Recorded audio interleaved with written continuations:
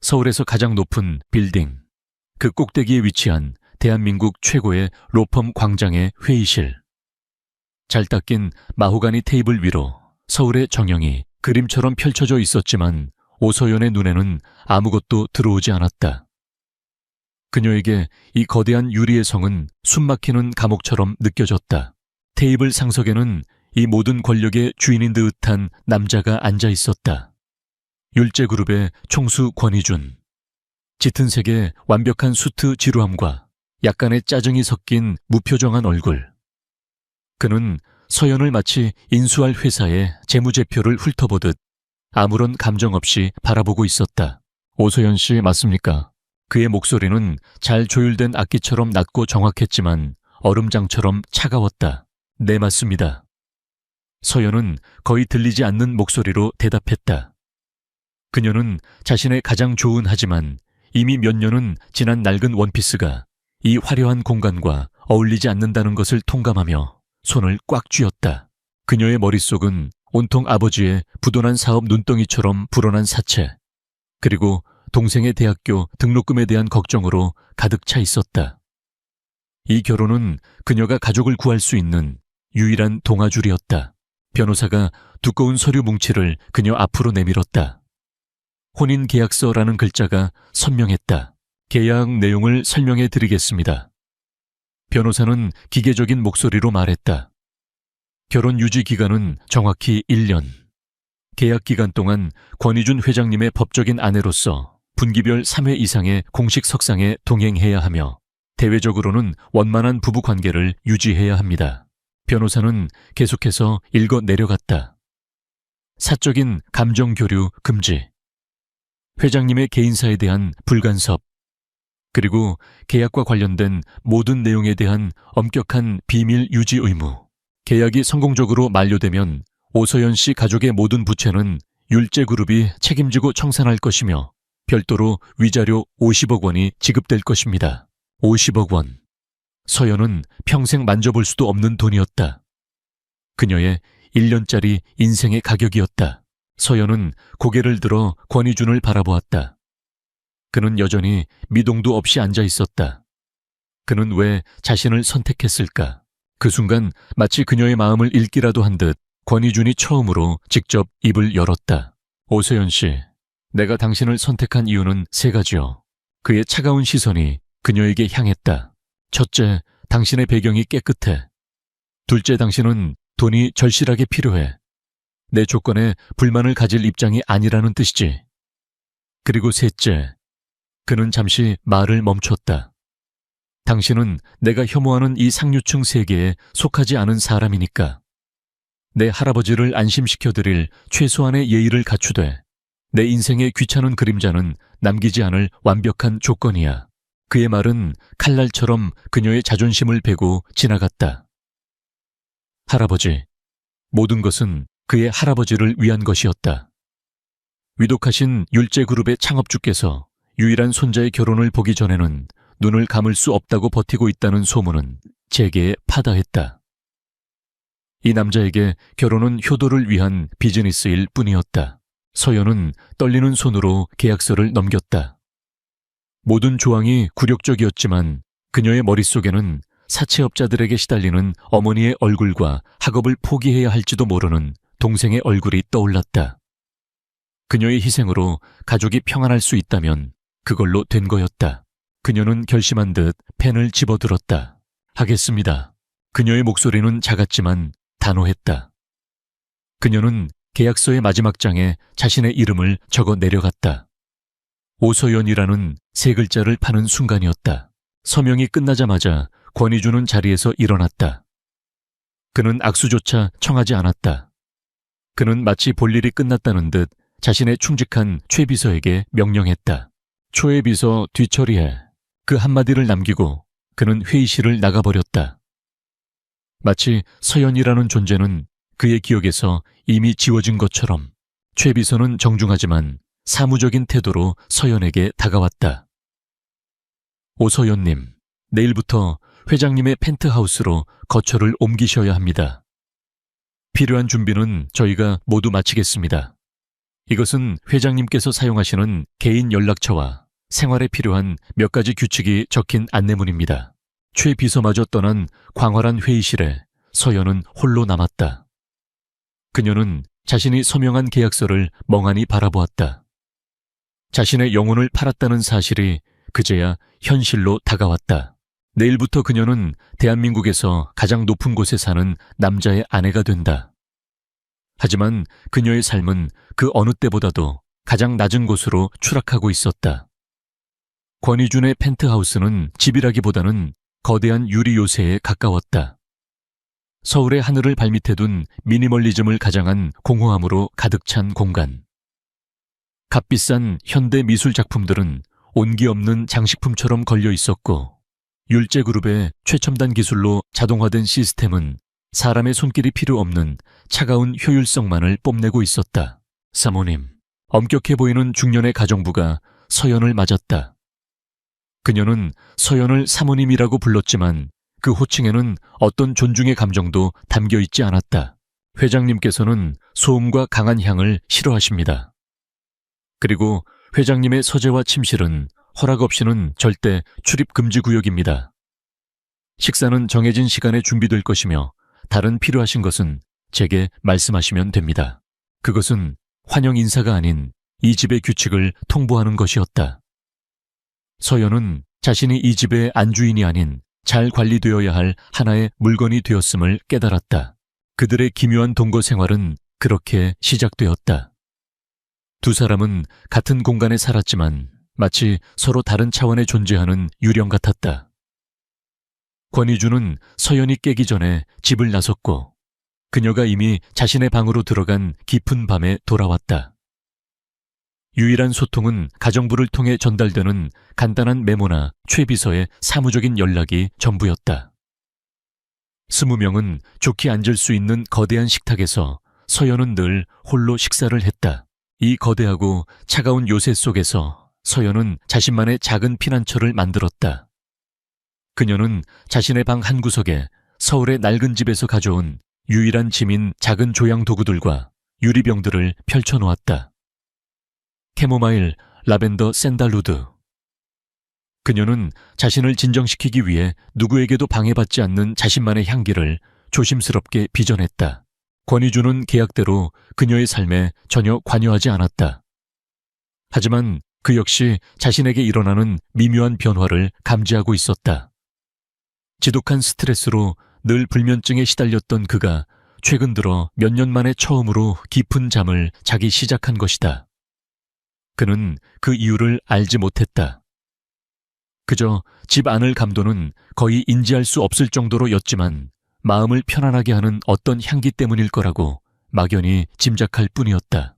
결정적인 변화는 어느 날 밤에 찾아왔다. 해외 투자사와 벌인 치열한 협상이 결렬된 날이었다. 권희준은 지독한 피로와 짜증을 안고 평소보다 이른 시간에 집으로 돌아왔다. 그는 텅 비어있을 식탁을 예상했다. 하지만 그곳에는 따뜻한 김이 피어오르는 팥죽 한 그릇과 간단한 반찬들이 놓여 있었다. 식사 게으르지 마세요. 서연의 단정한 글씨로 쓰인 짧은 메모가 함께였다. 그녀는 뉴스에서 그의 협상이 결렬되었다는 소식을 보았다.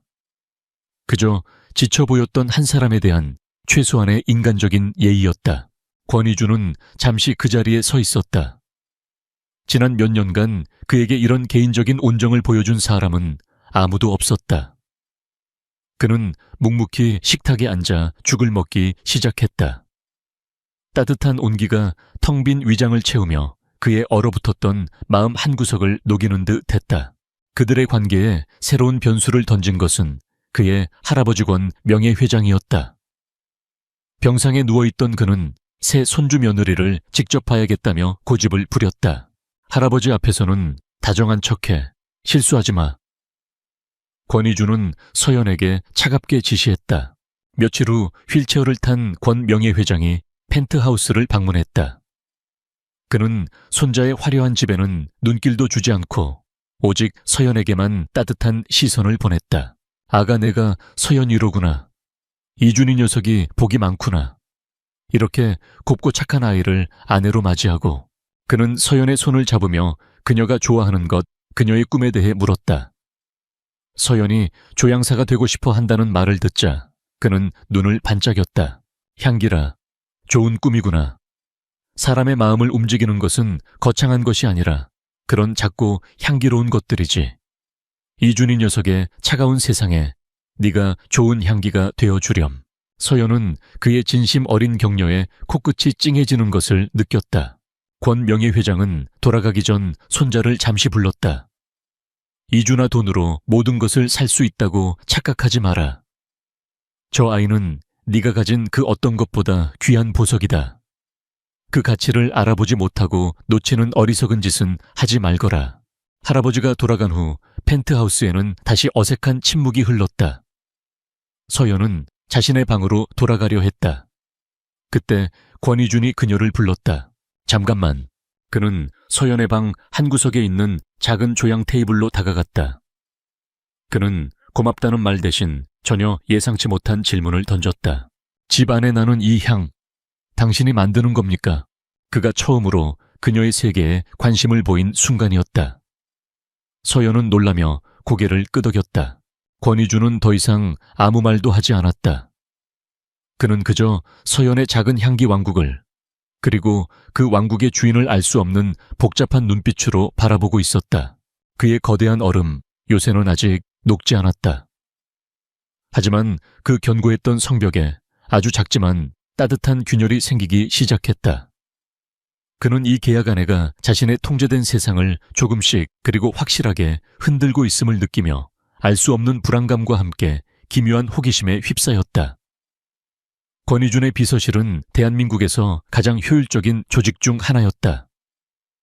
어느 날 아침 최 비서의 보고는 간결하고 명확했다. 율제그룹이 메인 스폰서로 있는 새싹재단 후원 자선 갈라가 오늘 저녁에 열린다는 것. 그리고 권 명예회장께서 특별히 새 사모님과 함께 참석하라는 뜻을 전해왔다는 것.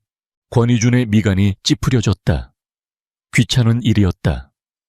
그는 이 결혼이 대외적으로 알려지는 것을 원치 않았지만 할아버지의 뜻을 거역할 수는 없었다. 그는 차가운 목소리로 서연에게 통보했다. 오늘 저녁에 자선 갈라가 있어. 당신도 참석해야 해. 할아버지의 뜻이다. 그는 더 이상의 설명 없이 최 비서에게 그녀의 준비를 모두 책임지라고 지시했다. 그의 태도는 마치 부하 직원에게 업무를 지시하는 것과 같았다.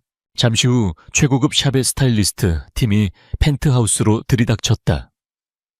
그들은 수십 벌의 화려한 디자이너 드레스와 번쩍이는 보석 상자들을 펼쳐놓고 서연을 마네킹처럼 대하기 시작했다. 사모님이 드레스는 이번 시즌 신상으로 사모님을 위해 특별히 공수해온 것입니다. 이 다이아몬드 목걸이가 사모님의 피부톤과 완벽하게 어울릴 겁니다. 서연은 그들의 호들갑 속에서 불편함을 느꼈다. 그녀는 이 모든 화려함의 주인이 아니었다. 그녀는 조용히 하지만 단호하게 말했다. 너무 화려한 건 저와 어울리지 않아요. 저걸로 할게요. 그녀가 선택한 것은 수많은 드레스들 중 가장 심플하고 단정한 짙은 네이비 색상의 실크 드레스였다. 보석도 과한 것들은 모두 마다하고 작은 진주 귀걸이 하나만을 골랐다.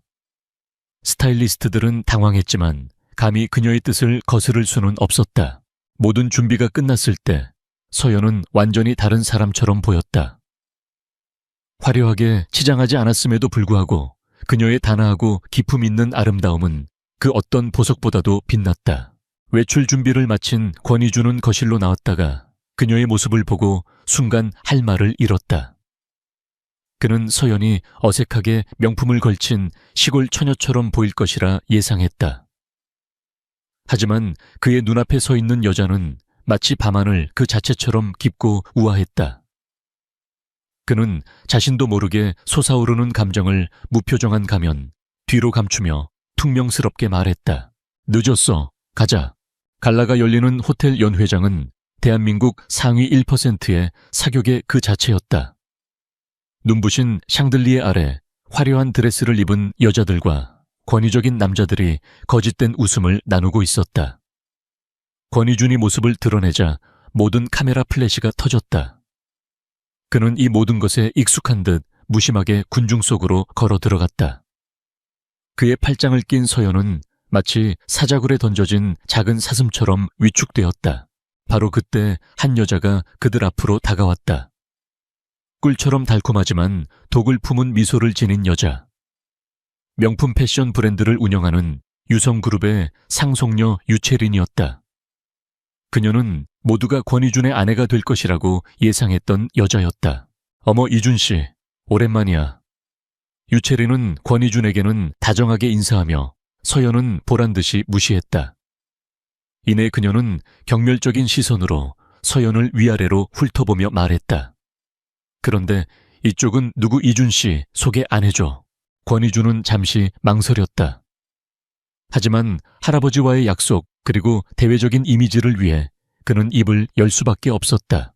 내 아내 오서연입니다. 그의 목소리는 딱딱했지만 그가 내 아내라고 말하는 순간 연 회장에는 미묘한 파문이 일었다. 유채린의 얼굴이 순간 굳어졌다. 저녁이 깊어갈 무렵 권희준은 다른 기업 총수들과의 대화에 잠시 자리를 비웠다. 홀로 남겨진 서연에게 유채린과 그녀의 친구들이 다가왔다. 그들이 기다리던 순간이었다. 어머, 저 드레스는 처음 보는 브랜드네. 설마 동대문에서 사온 건 아니겠지? 아버지가 하던 공장이 망해서 빚더미에 앉았다면서 용케 이런 데는 다 오네. 대체 우리 이준 씨한테 무슨 꼬리를 친 거야? 이런 자선갈래 와봤어야 알지. 기부할 돈은 있고 없는 사람이 있는 척하는 게 제일 보기 싫더라. 독설이 비수처럼 날아와 서연의 가슴에 박혔다. 그녀는 얼굴이 창백해졌지만 울거나 도망치지 않았다. 그녀는 허리를 꼿꼿이 세우고 자신의 마지막 남은 자존심으로 버티고 있었다. 방 건너편에서 권희준은 그 광경을 보고 있었다. 그의 첫 번째 본능은 무시하라는 것이었다. 계약 조건에 따르면 그는 그녀의 감정을 책임질 의무가 없었다. 그것은 그녀가 감당해야 할 몫이었다. 하지만 그는 눈을 뗄 수 없었다. 유채린의 얼굴에 떠오른 잔인한 미소와 그 앞에서 필사적으로 존엄을 지키려는 서연의 위태로운 눈빛. 그의 머릿속에 할아버지의 목소리가 울렸다. 저 아이는 보석이다. 그 순간 권희준의 안에서 한 번도 느껴본 적 없는 차가운 분노가 끓어올랐다. 그는 조용히 무리를 가로질러 걸어갔다. 그의 등장만으로도 주변의 모든 소음이 멎었다. 그는 아무 말 없이 서연의 허리를 팔로 감아 자신의 품으로 강하게 끌어당겼다. 누구도 부정할 수 없는 완벽한 소유의 제스처였다. 그는 얼음 같은 눈으로 유채린을 똑바로 바라보았다. 유채린 씨, 그의 목소리는 위험할 정도로 조용했다. 내 아내에게 무슨 볼일이라도 있어. 아니, 그저 인사나 하려던 참이었어. 유채린이 당황하며 변명했다. 내 아내의 가치는 당신 같은 사람들이 함부로 평가할 수 있는 게 아니오. 권희준의 목소리에 서리빨이 서렸다. 그리고 명심하는 게 좋을 거요. 다시 한번 내 아내에게 무례하게 굴면 당신 아버지가 평생 공들여 쌓은 유성그룹도 하루아침에 먼지처럼 사라질 수 있다는 걸. 그것은 의심의 여지 없는 협박이었다. 유채린의 얼굴이 하얗게 질렸다. 그녀의 친구들은 겁먹은 새들처럼 흩어졌다. 권희준은 충격에 빠진 서연을 데리고 조용히 그 자리를 벗어났다. 서연은 그의 품에 안긴 채 자신을 쇠레포 지켜준 남자를 올려다보았다. 권희준은 정면을 응시한 채 굳게 입을 다물고 있었다. 그의 턱선은 분노로 단단해져 있었다. 그 역시 자신의 행동에 스스로 놀라고 있었다. 그는 방금 그들의 가장 중요한 계약 조항, 감정적으로 얽히지 않는다는 규칙을 스스로 깨버렸다. 자선 갈라가 끝난 후 펜트하우스로 돌아오는 차 안은 숨막히는 침묵만이 흘렀다. 서연은 자신을 보호해주던 그의 단단한 팔과 차가운 분노를 떠올리며 혼란스러워했다. 계약 조건에 없던 그의 행동은 그녀의 마음에 작은 파문을 일으켰다. 이준 역시 스스로의 행동에 당황하고 있었다. 그는 계약의 규칙을 깨고 감정을 드러낸 자기 자신에게 짜증이 났다. 오늘 밤 고마웠어요. 펜트하우스에 도착해 서연이 조용히 감사를 표했다. 이주는 짧게 고개를 끄덕였을 뿐 아무 말 없이 자신의 서재로 들어가 버렸다. 그는 거리를 유지해야만 했다. 하지만 서재에 앉아서도 그는 일에 집중할 수 없었다. 상처받았지만 꺾이지 않던 그녀의 강인한 눈빛이 자꾸만 눈앞에 어른거렸다. 그날의 사건 이후 서연은 새로운 힘을 얻었다. 그녀는 더 이상 위축되지 않고 자신의 유일한 무기이자 위안인 향기 속에 몰두하기로 결심했다. 그녀는 돈을 벌기 위한 향수가 아닌 오직 자기 자신을 위한 세상에 단 하나뿐인 향수를 만들기로 마음먹었다. 그녀는 어린 시절 할머니 댁 근처에 깊은 산속에서만 자라던 희귀한 야생 난초의 기억을 떠올렸다. 비에 젖은 흙냄새와 이슬을 머금은 풀잎, 그리고 그 사이에서 은은하게 피어오르던 맑고 청가한 난초의 향기. 그것은 그녀의 가장 순수했던 시절의 냄새였다. 그녀는 며칠 밤낮으로 연구에 매달려 마침내 그 기억 속의 향기를 완벽하게 재현해냈다. 어느 날 저녁 이주는 서재에서 복잡한 서류와 씨름하고 있었다. 그때 문틈으로 한 번도 맡아본 적 없는 낯설지만 이상하게도 그리운 향기가 희미하게 흘러 들어왔다. 그는 순간 하던 일을 멈췄다. 그의 머릿속 수십 년간 굳게 닫혀있던 기억의 문이 삐걱거리며 열렸다. 어린 시절 엄격한 아버지에게 심하게 꾸중을 들었던 날. 그는 집 뒤의 숲속에서 길을 잃고 홀로 울고 있었다. 그때 다정한 목소리와 함께 그를 찾아낸 것은 젊은 시절의 어머니였다. 그녀는 그를 따뜻하게 안아주었고 그녀의 주변에서는 늘 그녀가 사랑했던 야생 난초의 향기가 났다. 그것은 그가 기억하는 일찍 돌아가신 어머니와의 마지막 행복한 기억이었다. 이주는 심장이 내려앉는 듯한 충격을 받았다. 이것은 단순한 향기가 아니었다.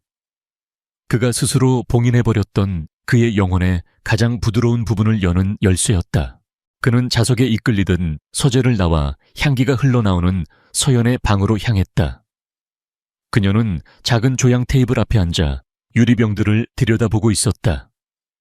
그는 지금껏 한 번도 보인 적 없는 감정이 격해진 목소리로 물었다. 이 향 어디서 난 거요? 서연은 그의 다급한 모습에 깜짝 놀랐다. 그녀는 자신의 어린 시절 기억 시골 할머니 댁 근처에서 자라던 야생 난초에 대해 설명했다. 할머니 댁이요? 거기가 어디였소? 그녀가 지명을 말하자 이준의 얼굴이 다시 한번 충격으로 굳어졌다. 그녀의 할머니가 살던 곳은 지금은 팔리고 없는 율제그룹의 옛 별장 부지와 바로 인접한 곳이었다. 그들은 어린 시절 서로를 알지 못한 채 같은 숲의 공기를 마시고 같은 꽃의 향기를 맡으며 자랐던 것이다. 그 순간 이주는 서연을 더 이상 가난한 계약 아내로 볼 수 없었다. 그녀는 그의 잃어버린 과거와 그의 가장 따뜻했던 기억을 공유하는 운명적인 연결고리를 가진 사람이었다. 그의 마음속 얼음 성벽이 거대한 소리를 내며 무너져 내리고 있었다. 한편 그 시각 유채리는 자신의 아파트에서 분노에 떨고 있었다. 갈래에서의 공개적인 굴욕은 그녀의 자존심에 깊은 상처를 남겼다. 권희준에 대한 욕망은 이제 서연을 향한 악독한 복수심으로 변질되었다. 그녀는 한 남자에게 전화를 걸었다. 율제그룹의 화장품 계열사인 율제뷰티의 야심가 강태수 이사였다. 그는 평소 이준의 독단적인 경영 방식에 불만을 품고 있던 인물이었다. 깡 이사님, 재미있는 제안이 있는데 들어보실래요? 유채리는 비열한 계획을 속삭였다. 그녀는 돈이 궁한 서연의 오랜 동네 친구 한 명을 매수해 그녀의 조향 노트를 훔쳐낼 계획이었다. 그 안에는 분명 화제가 될 만한 새로운 향수의 레시피가 있을 터였다. 그 레시피를 빼내서 율제뷰티의 신제품으로 먼저 출시하는 겁니다. 그럼 오서연은 희대의 사기꾼 카피캣으로 전락하겠죠. 이준희의 천박한 아내가 그룹에 얼마나 큰 골칫덩거리가 될 수 있는지 이사회에 보여주는 겁니다. 그럼 이사님의 입지도 자연스럽게 올라가지 않겠어요. 강 이사는 잠시 고민했지만 달콤한 유혹을 뿌리치지 못했다. 며칠 후 서연이 잠시 집을 비운 사이 그녀가 유일하게 믿었던 친구는 유채린의 사주를 받고 그녀의 방에 몰래 들어갔다. 그리고 서연이 보물처럼 여기던 야생 난초 향수의 비밀이 담긴 조약 노트를 조심스럽게 펼쳐 그 내용을 모두 카메라로 찍기 시작했다. 이준의 마음이 마침내 열리기 시작한 바로 그 순간, 그의 아내를 나락으로 떨어뜨릴 차가운 배신의 덫이 소리 없이 놓이고 있었다. 기억의 향기 사건 이후 펜트하우스의 공기는 눈에 띄게 달라졌다. 권희주는 더 이상 서연을 피하지 않았다. 그는 그녀와 함께 저녁 식사를 했고 그녀의 하루에 대해 물었으며 그녀가 조향 작업을 하는 모습을 흥미롭게 지켜보기도 했다. 그의 작은 변화에 서연은 조심스럽게 마음의 문을 열기 시작했다. 그녀는 자신이 만든 야생 난초 향수에 대해 신이 나서 이야기했다. 이것은 자신의 모든 것을 담은 역작이며 곧 열릴 독립조향사 경연대회의 출품에 자신의 실력으로 세상에 인정받을 것이라고. 이주는 그런 그녀의 모습을 보며 자신도 모르게 자부심과 애정을 느꼈다. 그는 그녀를 격려하며 만약을 위해 율제그룹 법무팀을 통해 그녀의 향수 포뮬러에 대한 지적재산권 보호 조치를 취해주겠다고 제안했다. 그것은 실용적이면서도 다정한 배려였다. 그는 서서히 진짜 남편처럼 행동하기 시작하고 있었다. 하지만 행복은 짧았다. 조향사 경연대회가 열리는 날, 서연은 긴장과 설렘을 안고 행사장을 찾았다. 바로 그때 인터넷 연예 뉴스 헤드라인에 속보가 터졌다. 율제 뷰티 유채린의 시아 폴터르와 손잡고 신규 럭셔리 향수 천상의 난초 정력 론칭. 기사에는 강태수 이사와 유채린이 나란히 서서 천상의 난초 향수를 들고 있는 사진이 실려 있었다. 향수에 대한 묘사, 희귀한 야생 난초에 얽힌 마케팅 스토리. 모든 것이 서연의 그것과 소름 끼치도록 똑같았다. 거대 자본의 화려한 론칭쇼는 서연이 참가하려던 소박한 경연대회를 순식간에 무의미하게 만들어버렸다. 상황은 거기서 끝나지 않았다. 유채린과 강 이사가 미리 계획한 대로 악의적인 기사들이 쏟아지기 시작했다. 율제그룹 회장 부인 오서연 그룹 내부 정보 빼돌려 향수 레시피 도용 의혹. 신데렐라의 두 얼굴 재벌가. 입성 후 자신의 브랜드 론칭하려던 야심 드러나. 그들은 서연을 재벌게 시집온 뒤 그룹의 비밀을 훔쳐 자신의 사업을 하려던 탐욕스럽고 파렴치한 사기꾼으로 몰아갔다. 설상가상으로 서연을 배신한 친구는 익명의 제보자 A로 등장해 오서연이 평소 율제 뷰티의 성공을 질투하며 자신도 저런 향수를 만들고 싶다는 말을 자주 했다는 거짓 인터뷰까지 했다. 대중은 스캔들을 사랑했다. 서연의 이름은 실시간 검색어 1위에 오르내리며 온갖 악성 댓글에 시달렸다. 그녀의 꿈은 한순간의 악몽이 되어 그녀를 집어삼키고 있었다. 같은 시각 권희주는 중요한 이사회를 주재하고 있었다. 그때 최 비서가 다급한 표정으로 들어와 그의 귀에 속삭이며 태블릿 PC를 내밀었다. 이주는 태블릿에 떠있는 기사들을 읽어 내려갔다. 지난 몇 주간 부드럽게 풀렸던 그의 얼굴은 순식간에 냉혹한 분노의 가면으로 뒤바뀌었다. 그는 모든 것을 즉시 이해했다. 천상의 난초라는 이름 기가 막힌 출시 타이밍, 그리고 유채린과 강태수의 연합. 이것은 단순한 비즈니스가 아니었다. 자신이 이제 막 사랑하기 시작한 여자를 파괴하고 자신을 어리석은 지도자로 만들어 그룹 내에서 입지를 흔들려는 치밀하게 계획된 인신공격이었다. 그는 자리에서 일어섰다. 회의실의 모든 임원들이 그의 살기 어린 기세에 숨을 죽였다. 그의 목소리는 얼음처럼 차갑게 내려앉았다. 회의 취소해.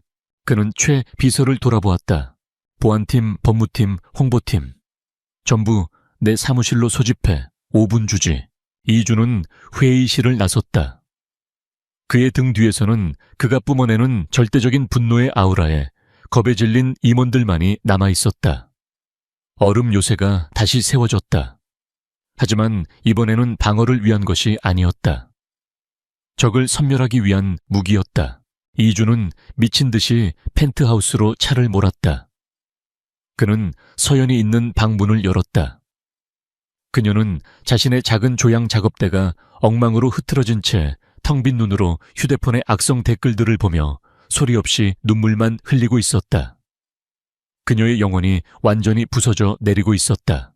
이주는 그녀에게 다가가 손에서 휴대폰을 부드럽게 빼앗아 전원을 꺼버렸다. 그리고 그는 그녀의 앞에 무릎을 꿇었다. 그는 내가 해결할게 같은 간단한 말을 하지 않았다. 그는 그녀의 눈을 똑바로 바라보며 강하고 흔들림 없는 목소리로 말했다. 오서연, 내 말 들어. 울지 마. 당신은 아무것도 잘못한 게 없어. 이것은 당신을 향한 공격처럼 보이지만 사실은 나를 향한 공격이야. 그의 눈빛이 칼날처럼 번뜩였다. 그리고 나는 내 것을 건드리는 놈들은 절대로 용서하지 않아. 내 것. 그 단어가 공기 중에 무겁게 떠올랐다. 그것은 더 이상 계약을 위한 단어가 아니었다. 그것은 그의 모든 것을 건소유와 보호의 맹세였다. 이주는 부서진 그녀를 자신의 품으로 강하게 끌어안았다. 그는 더 이상 차갑고 이성적인 CEO가 아니었다. 그는 자신의 아내를 위해 기꺼이 전쟁을 시작할 준비가 된 한 남자였다. 잠자던 야수가 마침내 깨어났다. 권희준의 사무실은 거대한 전쟁 지휘본부로 변했다. 율제그룹의 가장 유능한 인재들이 그의 명령 아래 일사불란하게 움직였다. 보안팀, 오서연 씨의 친구 한지민 씨의 모든 금융거래 내역과 통신 기록을 추적해 유채린과 접촉한 증거를 찾아내. 법적인 문제는 내가 책임져. 배움무팀, 강태수 이사가 이번 신제품 론칭을 위해 결제한 모든 서류를 재검토하고 유채린의 시어 포털과의 계약서에 부당하거나 이례적인 조항이 있는지 확인해. 필요하다면 외부 회계 법인을 동원해서라도 자금 흐름을 파헤쳐. 홍보팀, 지금 즉시 모든 언론사에 보도 자료를 배포해. 율제그룹은 이번 사안의 진상을 명명백백히 밝힐 것이며 악의적인 허위 사실 유포에 대해서는 법적으로 강력히 대응할 것이라고. 그리고 내일 오전 10시에 긴급 기자회견을 준비해. 그의 명령은 빠르고 냉혹했으며 한치의 망설임도 없었다. 그는 더 이상 이성적인 경영 판단을 하는 CEO가 아니었다. 그는 자신의 영토를, 침범한 적들을 섬멸하기 위해 움직이는 맹수와 같았다. 율제그룹의 힘은 무서웠다. 몇 시간이 채 지나지 않아 증거들이 속속 도착하기 시작했다. 보안팀은 유채린이 제3자를 통해 한지민의 계좌로 거액을 송금한 내역을 찾아냈다. 또한 한지민이 서연의 아파트를 방문했던 날 그녀의 휴대폰에서 유채린 측으로 대용량의 사진 파일이 전송된 기록을 복원해냈다. 사진 파일 안에는 서연의 조약 노트 내용이 고스란히 담겨 있었다. 완벽한 증거였다. 법무팀은 강태수 이사가 유채린 측과의 계약에서 이례적으로 낮은 로열티와 높은 마케팅 비용을 책정하며 회사에 손해를 끼친 명백한 배임의 정황을 포착했다. 그는 유채린과의 개인적인 친분을 이용해 자신의 입지를 다지려 했던 것이다. 모든 조각들이 맞춰졌다. 권희준은 싸늘한 미소를 지었다. 이제 방역의 시간이었다. 다음날 오전 10시 율제그룹 본사 대강당은 수백 명의 기자들로 가득 찼다. 어제까지만 해도 이 스캔들의 주인공은 오서연이었지만 권희준 회장이 직접 나선다는 소식에 모든 언론의 관심이 집중되었다. 단상 위에는 권희준 혼자 앉아 있었다. 그의 뒤편 대형 스크린에는 율제그룹의 로고만이 떠 있었다. 그는 어떤 서류도 없이 오직 냉철한 눈빛으로 기자들을 응시했다. 오늘 제가 이 자리에 선 이유는 제 아내 오서연 씨와 율제그룹의 명예를 더럽힌 비겁한 음모의 진실을 밝히기 위함입니다. 그의 말 한마디에 강당 전체가 조용해졌다. 그는 먼저 보안팀이 확보한 유채린과 한지민 사이의 부정한 동어의 내역과 조약 노트 사진 파일을 스크린에 띄웠다. 여러분이 보시는 것이 유성그룹의 유채린 대표가 제 아내의 친구를 매수하여 제 아내의 순수한 창작물을 훔치는 과정의 증거입니다. 기자들 사이에서 경악의 탄성이 터져 나왔다. 이어서 그는 강태수 이사의 배임 정황과 유채린과의 계약서에 담긴 불공정한 조항들을 조목조목 공개했다. 이 또한 율제 뷰티의 강태수 이사는 개인적인 욕심을 위해 회사에 손해를 끼치며 이 음모에 가담했습니다. 이 모든 것은 제 아내를 모함하고 더 나아가 율제그룹의 경영권을 흔들려는 비열한 시도였습니다. 그의 발표는 한치의 흐트러짐도 없었다. 모든 증거는 완벽했고 논리는 명확했다. 그는 유채린과 강태수가 빠져나갈 모든 퇴로를 차단하고 있었다. 발표가 끝나고 질의응답 시간이 되자 한 기자가 손을 들고 날카로운 질문을 던졌다.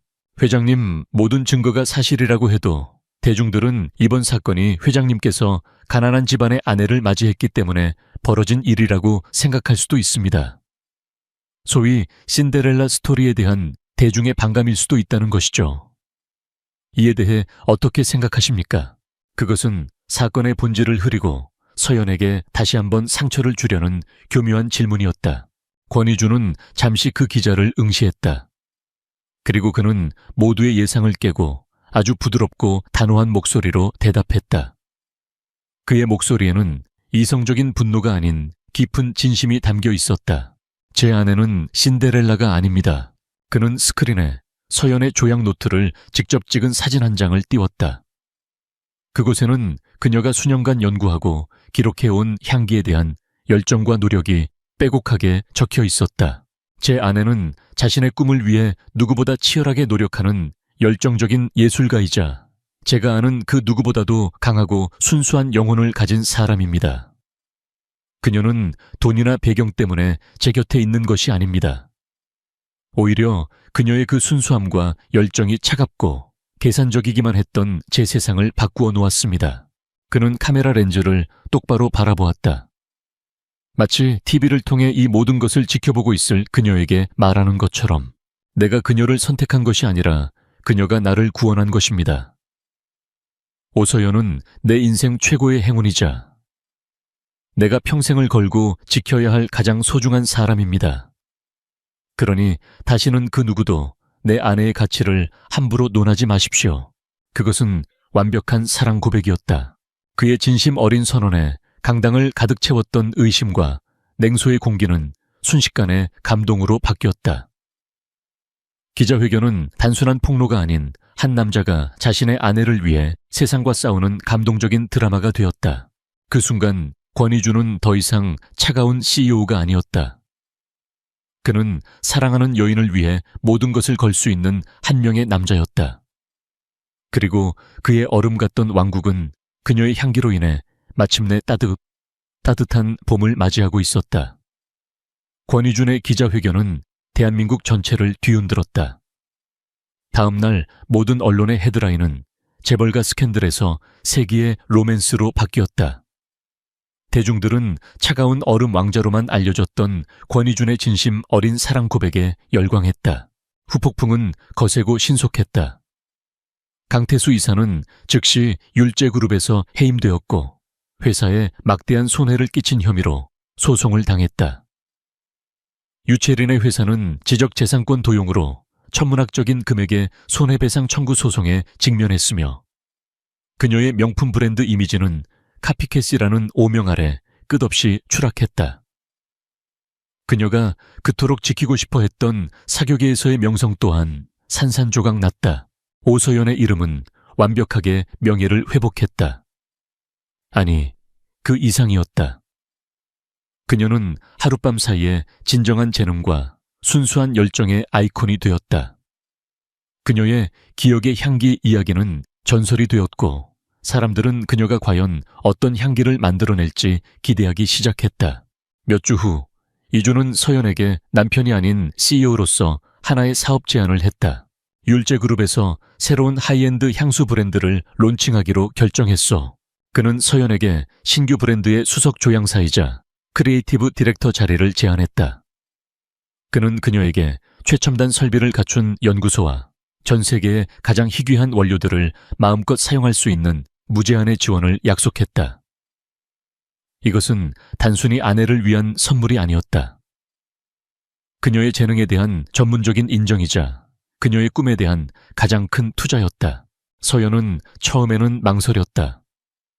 그의 힘에 의지하고 싶지 않았다. 하지만 그녀의 재능을 존중하는 그의 진심 어린 눈빛을 보고 그녀는 제안을 받아들였다.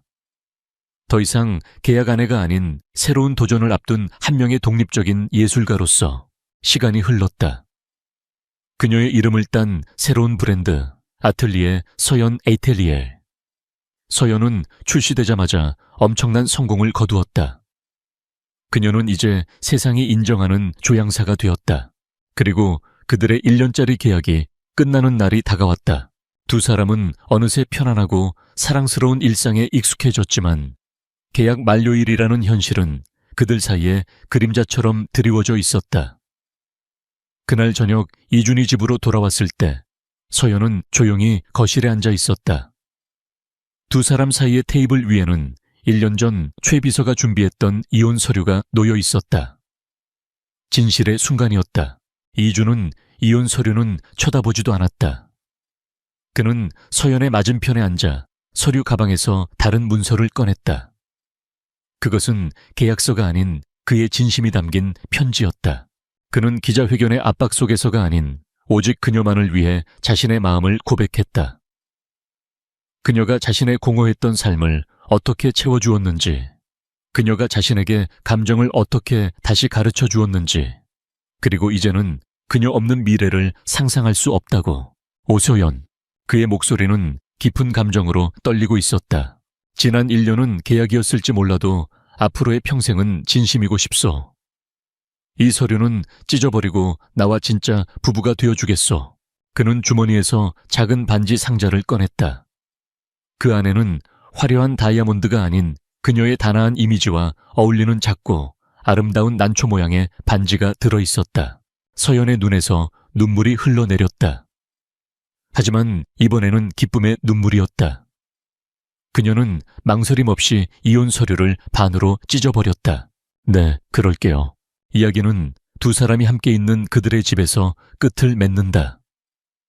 더 이상 차가운 요새가 아닌 그녀의 향기와 두 사람의 사랑으로 가득 찬 따뜻한 보금자리에서 권희주는 이제 단순히 돈과 권력으로 그녀를 충치유하는 것이 아니었다. 그는 진정한 사랑과 존중, 그리고 헌신으로 그녀의 곁을 지키고 있었다. 그들의 계약은 끝났다. 이제 두 사람은 서로에게 유일하고도 영원한 향기가 되어 진짜 인생을 함께 만들어갈 준비가 되어 있었다. 서울의 차가운 저녁. 비는 뼛속까지 스며드는 듯했지만 한유진은 더 이상 아무것도 느낄 수 없었다. 그녀는 비좁고 축축한 옥탑방에 조용히 앉아 있었다. 낡은 책상 스탠드에서 나오는 유일한 불빛이 그녀 앞에 종이에 적힌 잔인한 숫자들을 비추고 있었다. 집 압류 통지서, 아버지의 병원비 청구서. 숫자들은 마치 그녀의 무력함을 비웃는 악마처럼 춤을 추고 있었다. 한때 금융분석학과에서 가장 빛나는 별이었고 놀라운 정확성으로 주식시장의 변동을 예측할 수 있었던 한유진은 이제 바로 그 숫자들에 의해 벼랑 끝으로 내몰리고 있었다. 그녀의 모든 지식과 재능은 차가운 현실의 벽 앞에서 무의미해졌다. 그녀와 그녀 가족의 삶이 무너지고 있었고 그것을 붙잡을 수 있는 사람은 오직 그녀뿐이었다. 바로 그때 전화벨이 울렸다. 낯선 법률 사무소로부터 온 전화는 믿을 수 없는 제안, 구원의 옷을 입은 악마와의 계약을 가져왔다. 전화기 너머의 목소리는 감정이 없었고 기계적이었다. 국내 최대 기업 중 하나인 JK그룹의 법무팀 소속 변호사라고 자신을 소개했다. 그는 서론 없이 바로 본론으로 들어갔다. 한유진 씨, JK그룹의 강지훈 대표님께서 당신에게 혼인계약을 제안하셨습니다. 유진은 숨을 멈췄다. 강지훈. 그 이름은 신문 경제면에서나 볼 수 있는 이름이었다. 젊은 나이에 JK그룹의 총수가 되었지만 의문의 사고 이후 대중 앞의 모습을 드러내지 않는 비밀스러운 인물. 그에 대한 소문은 무성했다. 사고로 인해 하반신이 마비되었다는 것. 성격이 얼음처럼 차갑고 냉혹해졌다는 것. 그리고 자신의 자리를 노리는 내부의 적들과 힘겨운 싸움을 벌이고 있다는 것. 변호사의 목소리가 그녀의 생각을 갈랐다. 계약 조건은 간단합니다. 3년간 강 대표님의 법적 아내로서의 역할을 수행해 주시면 됩니다. 그 대가로 우리는 당신 가족의 모든 부채를 청산하고 추가로 미화 500만 달러를 지급할 것입니다. 500만 달러. 그 숫자가 유진의 머릿속에서 폭탄처럼 터졌다. 그것은 단순히 많은 돈이 아니었다. 그것은 아버지의 생명이었고 어머니의 눈물을 멈추게 할 수 있는 힘이었으며 이 지긋지긋한 절망의 구렁텅이에서 벗어날 수 있는 유일한 동아줄이었다. 왜 저죠? 유진은 간신히 목소리를 쥐어짰다. 그녀의 목소리는 심하게 떨리고 있었다. 강 대표님께서는 자신의 지위를 공고히 하기 위해 아내가 필요하십니다. 한유진 씨의 배경은 깨끗하고 학력도 우수하며 현재 처한 상황 덕분에 우리의 제안을 거절하지 않을 것이라고 판단했습니다. 그의 말은 칼날처럼 날카로웠다. 그녀의 절망이 바로 그녀가 선택된 이유라는 사실이 비참했다. 자존심이 상했지만 그녀에게는 선택의 여지가 없었다. 울고 있는 어머니의 얼굴과 병상에 누워 희미한 숨을 내쉬는 아버지의 모습이 눈앞을 스쳐 지나갔다. 그녀는 눈을 질끈 감았다. 알겠습니다. 제안을 받아들이겠습니다. 며칠 후 유진은 검은 세단에 실려 서울 외곽의 한 저택으로 향했다. 차창 밖으로 보이는 풍경은 그녀가 살던 세상과는 완전히 다른 것이었다. 높고 견고한 담벼락 철저한 보안 시스템, 그리고 그 안에 자리 잡은 거대한 저택은 집이라기보다는 현대적인 요새처럼 보였다. 차가 멈추자 무표정한 얼굴의 비서가 나타나 그녀를 안으로 안내했다. 저택 내부는 차가운 미니멀리즘의 극치였다. 거대한 공간은 최고급 대리석과 유리금속으로 장식되어 있었지만 사람의 온기는 전혀 느껴지지 않았다. 복도를 울리는 것은 오직 그녀의 구두 소리와 비서의 발소리뿐이었다. 그녀가 안내된 곳은 거대한 서재였다. 방 안은 두꺼운 커튼이 드리워져 어두웠고 벽면을 가득 채운 책들은 장식품처럼 고요했다. 방 한가운데 한 남자가 최첨단 휠체어에 앉아 창밖을 내다보고 있었다. 빗줄기가 창문을 때리는 소리만이 정적을 깨고 있었다. 대표님 한유진 씨가 도착했습니다. 조비서라고 자신을 소개한 남자가 말했다. 휠체어가 천천히 돌아섰다. 어둠 속에서 남자의 얼굴이 서서히 드러났다. 빛이 그의 얼굴을 비추는 순간 유진은 숨을 쉴 수가 없었다. 잡지에서 보던 것보다 훨씬 더 잘생긴 얼굴이었다. 날카로운 콧날, 다부진 턱선, 짙은 눈썹. 하지만 그의 표정은 얼음 조각처럼 차가웠고 감정이라고는 찾아볼 수 없었다. 그의 눈은 예리하고 분석적이었으며 마치 그녀의 영혼을 꿰뚫어 보려는 듯 했다. 그리고 그 순간 유진의 심장이 멎었다. 그녀는 그를 알아보았다. JK그룹의 냉혹한 CEO가 아니었다. 그녀의 기억 속에 남아있는 것은 오래된 느티나무 아래에서 함께 비밀을 나누고 그의 가족이 갑자기 이사를 가기 전 꼭 다시 찾아오겠다고 약속했던 친절하고 영리했던 소년이었다. 따뜻했던 과거의 기억이 잔인한 현재의 차가움과 극명한 대조를 이루며 그녀의 머릿속을 스쳐 지나갔다. 강지훈, 그녀의 첫사랑이었다. 유진은 온몸이 얼어붙었다. 충격, 불신, 슬픔, 그리고 잊고 있던 희미한 희망의 불꽃이 뒤섞여 그녀를 덮쳤다. 그녀는 떨리는 손을 멈추기 위해 주먹을 꽉 쥐어야 했다. 금융분석가로서 압박감 속에서 평정을 유지하는 훈련이 몸에 배어 있었지만 지금은 그것이 엄청난 노력을 요구했다. 그녀는 자신이 그를 알아봤다는 사실을 숨겨야만 했다. 왜냐하면 여기서 그것을 드러내는 것은 자신의 가장 큰 약점을 내보이는 것이고 이것은 철저한 비즈니스 계약이기 때문이었다. 그가 이용할 수 있는 약점을 스스로 드러내는 멍청한 짓이었다. 하지만 강지훈은 그녀를 뚫어지게 바라볼 뿐 아무런 내색도 하지 않았다. 그가 그녀를 알아보지 못하는 것일까 아니면 알아보았지만 철저히 무시하는 것일까? 그가 마침내 입을 열었을 때 그의 목소리는 낮고 서늘했다. 계약서는 읽어봤을 거라 생각하지.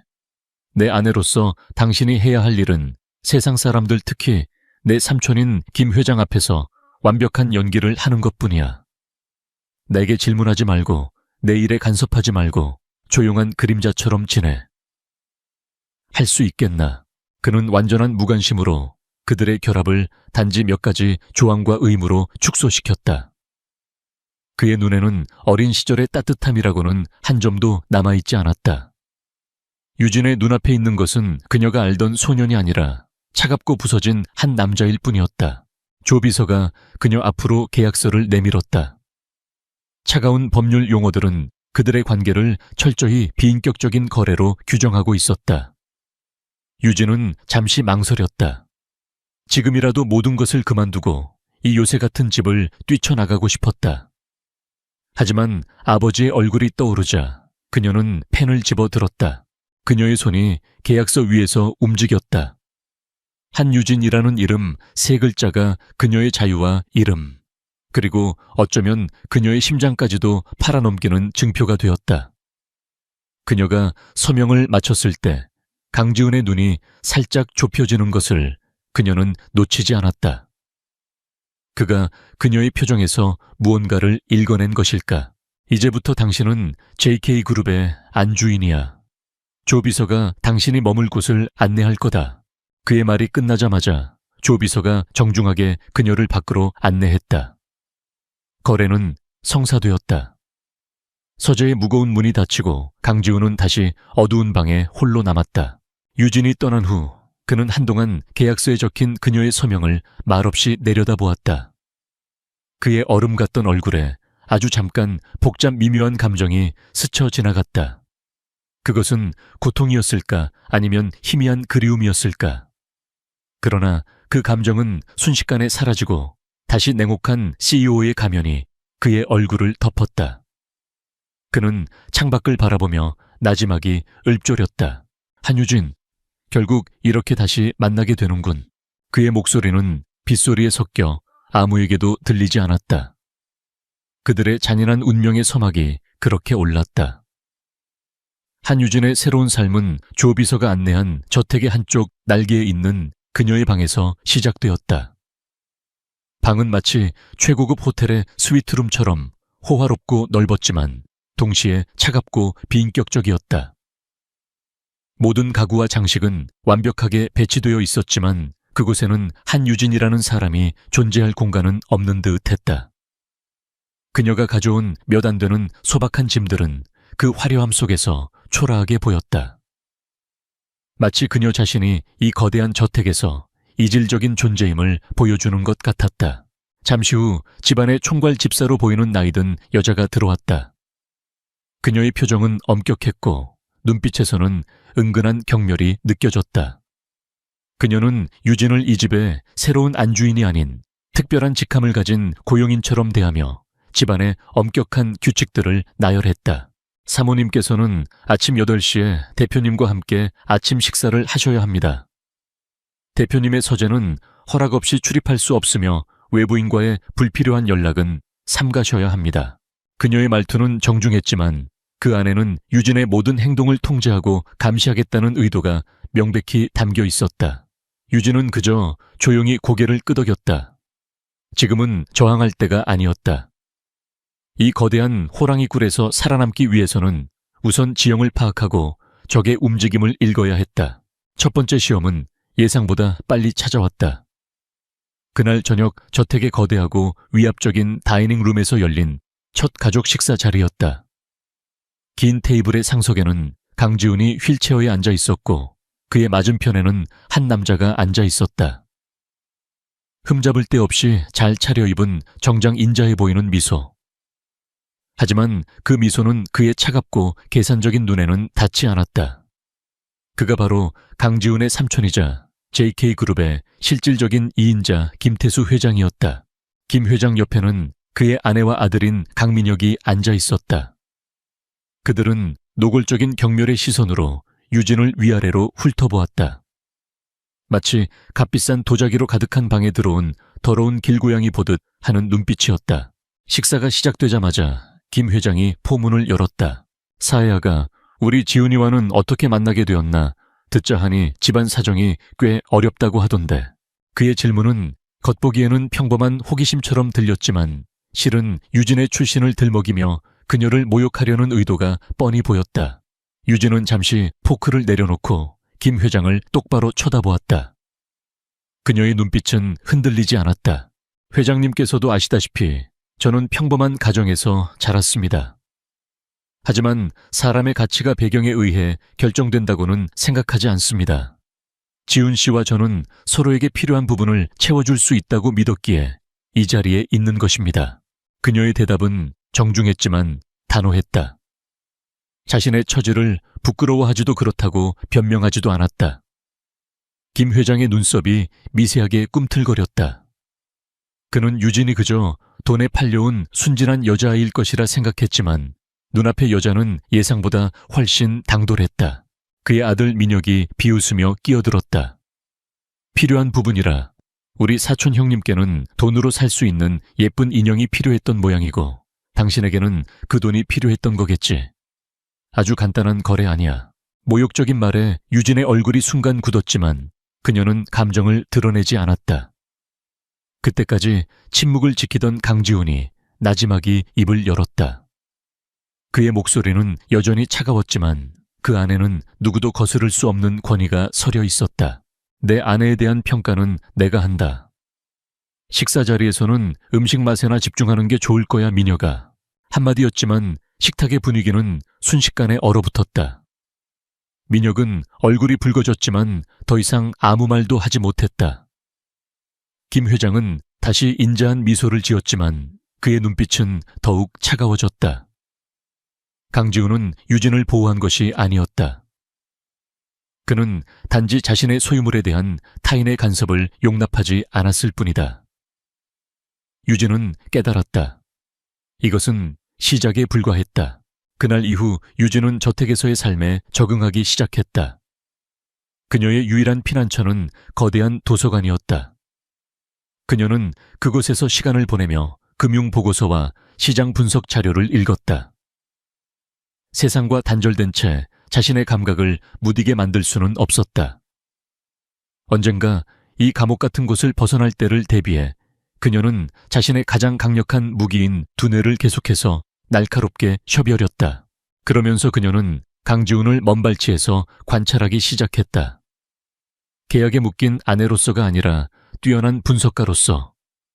그리고 그녀는 아주 작은 균열들을 발견하기 시작했다. 어느 날 밤 도서관에서 두꺼운 책을 읽던 유진은 실수로 책을 바닥에 떨어뜨렸다. 쿵 하는 큰 소리가 정적을 갈랐다. 방 건너편 소파에서 서류를 보고 있던 강지훈의 다리가 아주 미세하게 움찔하는 것을 유진은 보았다. 전신마비 환자에게서는 나타날 수 없는 반사적인 근육의 움직임이었다.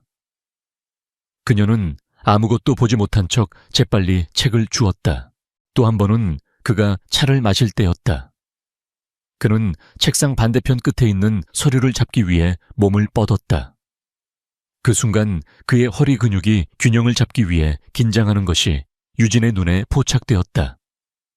휠체어에 오랫동안 앉아있던 사람이라면 퇴화되었어야 할 근육이었다. 그리고 그의 손.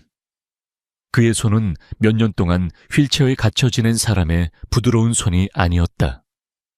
꾸준한 물리훈련이나 운동을 한 사람에게서나 볼 수 있는 단단한 굳은 살이 박혀 있었다.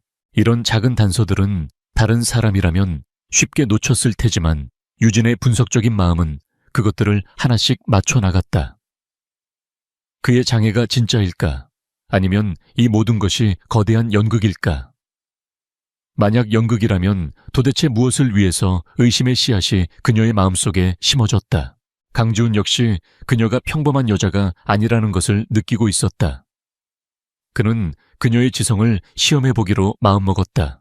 어느 날 그는 일부러 미세한 오류가 포함된 복잡한 재무보고서를 서재 책상 위에 실수로 놓아두었다.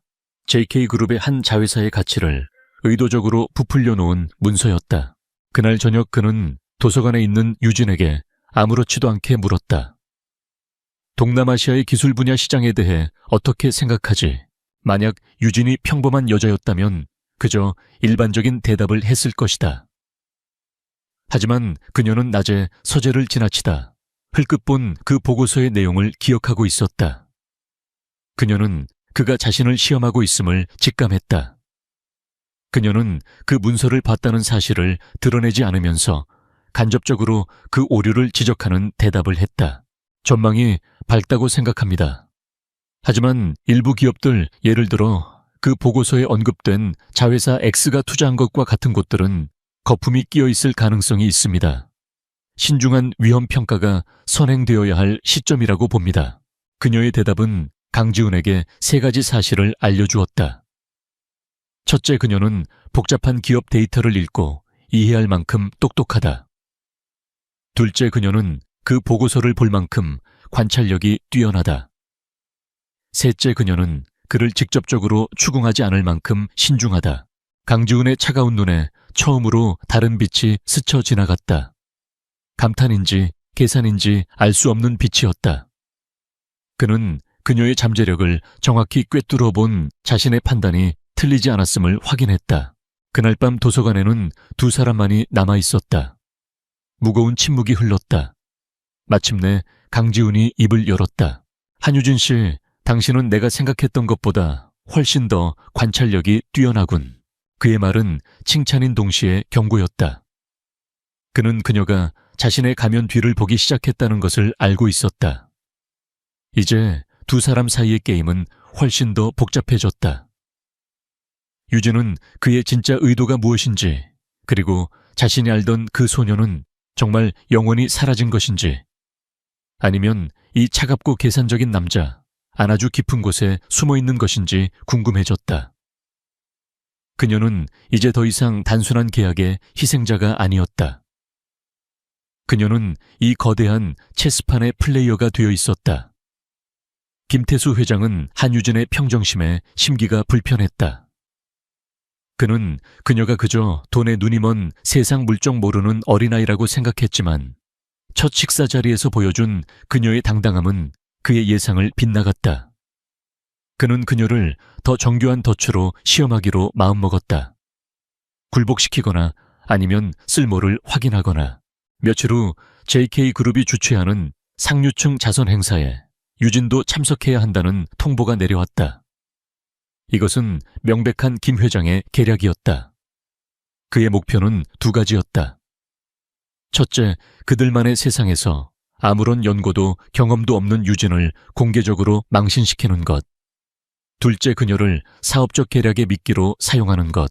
하지만 유진은 겁먹지 않았다. 그녀는 이것이 또 다른 시험이라는 것을 직감했다. 그녀는 저택의 도서관에서 밤을 새워 행사에 참석할 주요 인사들의 명단을 연구했다.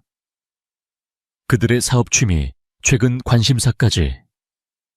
그녀는 벼락치기 공부를 하는 학생처럼 정보를 머릿속에 집어넣었다. 행사 당일 그녀는 신흥 부자처럼 보이는 화려한 드레스 대신 단순하지만 우아하고 지적인 분위기를 풍기는 드레스를 선택했다. 행사장은 화려함과 위선이 뒤섞인 전쟁터였다.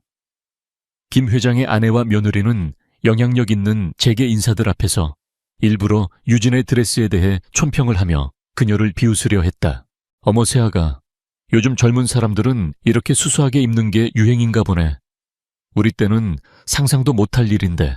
그 순간 유진은 미소를 지으며 그들이 대화하던 미술계 거물을 향해 말했다.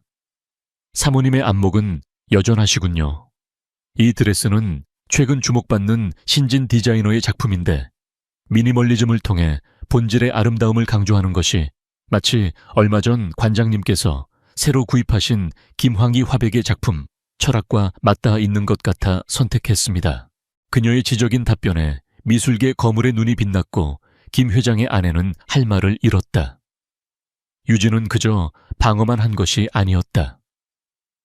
그녀는 상황을 역전시켜 자신의 가치를 증명했다.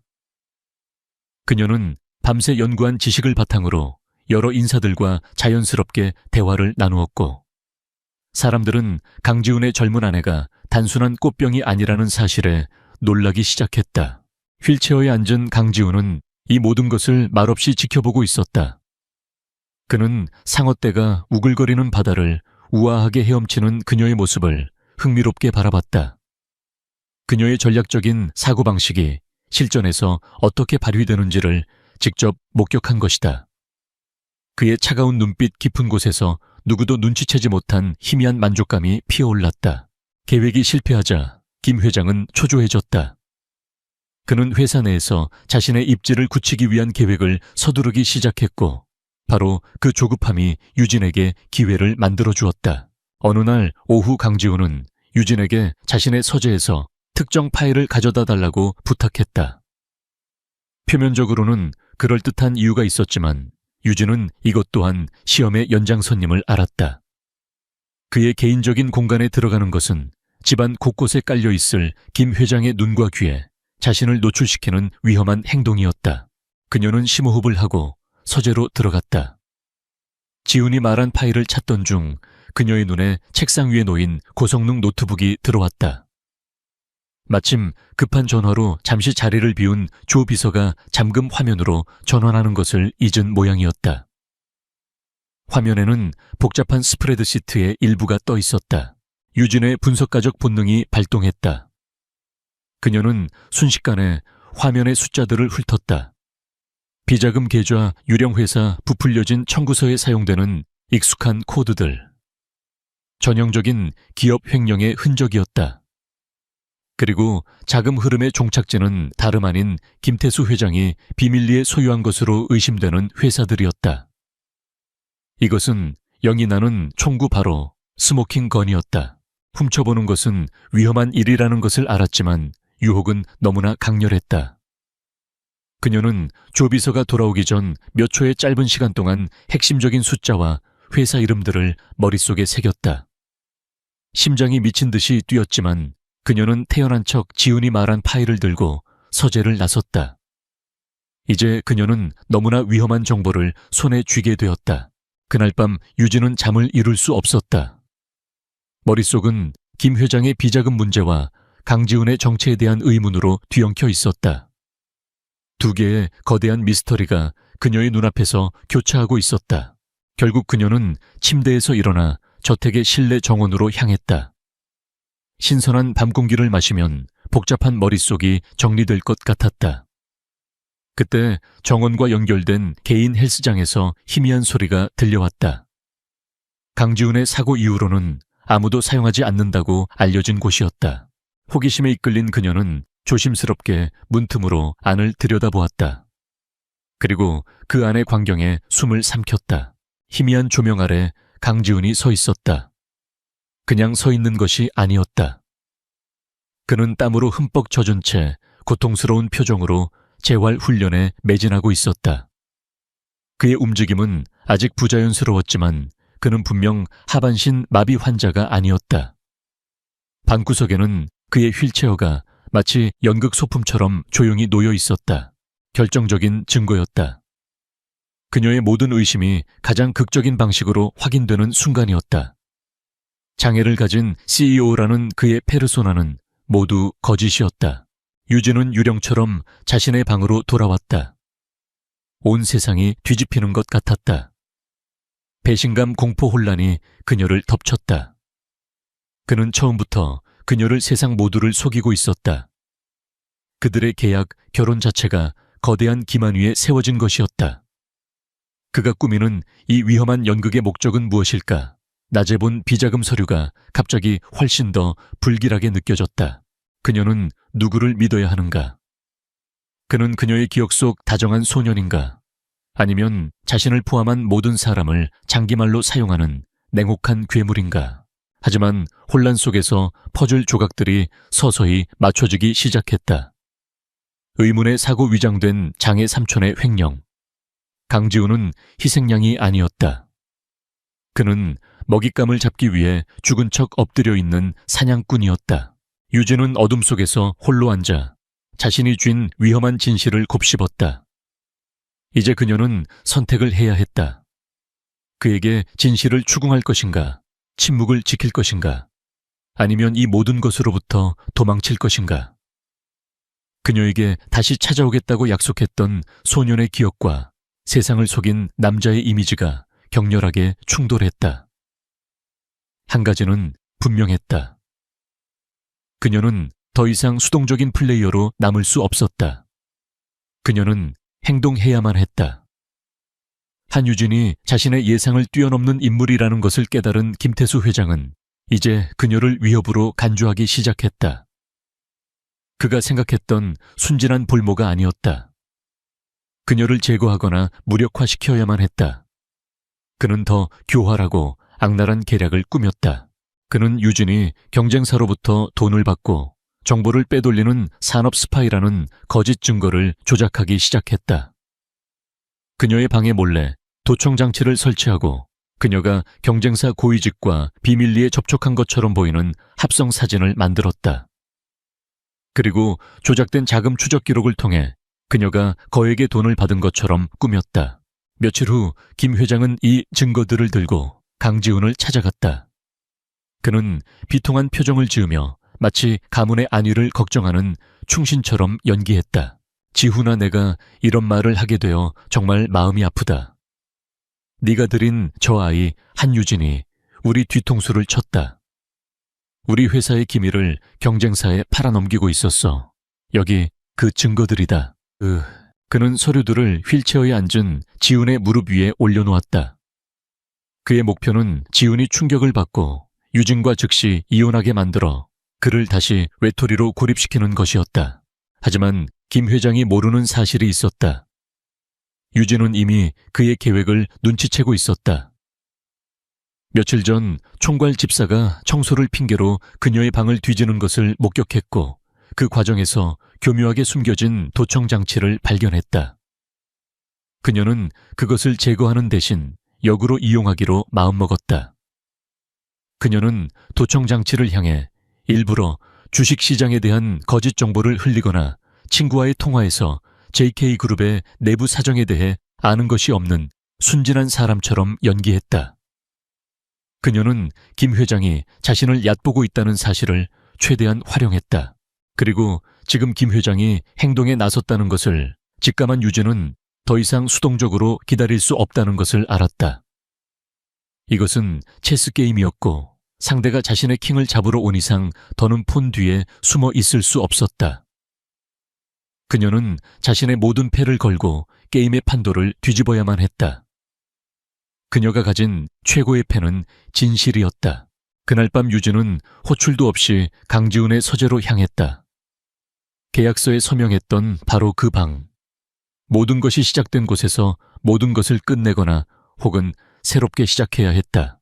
지훈은 휠체어에 앉아 창밖의 어둠을 보고 있었다. 그의 얼굴에는 여전히 차가운 무관심의 가면이 씌어 있었다. 유진은 문을 닫고 그의 앞에 섰다. 그녀는 비난으로 시작하지 않았다. 냉정한 사실을 전달했다. 회장님께서 제가 산업 스파이라는 조작된 증거로 저를 쫓아내려 하시는군요. 지훈은 천천히 고개를 돌려 그녀를 바라보았다. 그의 눈빛은 여전히 읽을 수 없었다. 유진은 그의 침묵에 흔들리지 않고 말을 이었다. 그분은 제가 이용하기 쉬운 약점이라고 생각하시겠죠. 하지만 틀렸어요. 그분이 다른 많은 것들에 대해 틀렸던 것처럼 말입니다. 그녀는 그의 눈을 똑바로 응시했다. 목소리에는 미세한 떨림조차 없었다. 예를 들자면 X자회사의 재무 건전성 같은 것들이요. 그리고 JK그룹 CEO의 신체적 한계에 대해서도 말이죠. 그것은 명백한 도전이었다. 처음으로 지훈의 가면이 미세하게 흔들렸다. 그의 눈에 놀라움, 경계심, 그리고 이내 위험한 빛이 스쳐 지나갔다. 그는 여전히 침묵을 지키며 그녀가 다음 말을 하도록 압박했다. 유진은 숨을 깊게 들이마시고 마지막 카드를 던졌다. 당신이 마비 환자가 아니라는 걸 알아요, 강지훈 씨. 헬스장에서 봤으니까요. 그녀는 멈추지 않았다. 그리고 당신의 삼촌이 회사 돈을 빼돌리고 있다는 것도 알아요. 제가 모르는 건 단 한 가지, 당신이 왜 이 모든 것을 내버려 두고 있냐는 겁니다. 서재 안의 공기가 얼어붙었다. 정적이 흘렀다. 지우는 오랫동안 그녀를 꿰뚫을 듯이 바라보았다. 그의 머릿속에서 수만 가지 계산이 이루어지고 있었다. 그녀의 대담함과 지성에 대한 감탄, 그리고 자신의 가장 깊은 비밀이 탄로난 것에 대한 분노가 교차했다. 마침내 그는 결정을 내렸다. 더 이상 그녀 앞에서는 연극을 계속할 수 없었다. 그는 나지막이 한숨을 쉬었다. 그것은 패배의 한숨이 아니라 무거운 짐을 내려놓는 자의 한숨이었다. 모든 것을 알고 있었군. 그는 모든 것을 털어놓았다. 몇 년 전의 사고는 사고가 아니었다. 그것은 회사 내부의 누군가가 저지른 명백한 살인 미수였다. 그 사고로 아버지는 혼수 상태에 빠졌고 자신은 겨우 목숨을 건졌다. 그는 살아남았지만 저기 여전히 가까운 곳에 아주 강력한 모습으로 숨어 있다는 것을 깨달았다. 그래서 그는 자신의 부상을 과장했다.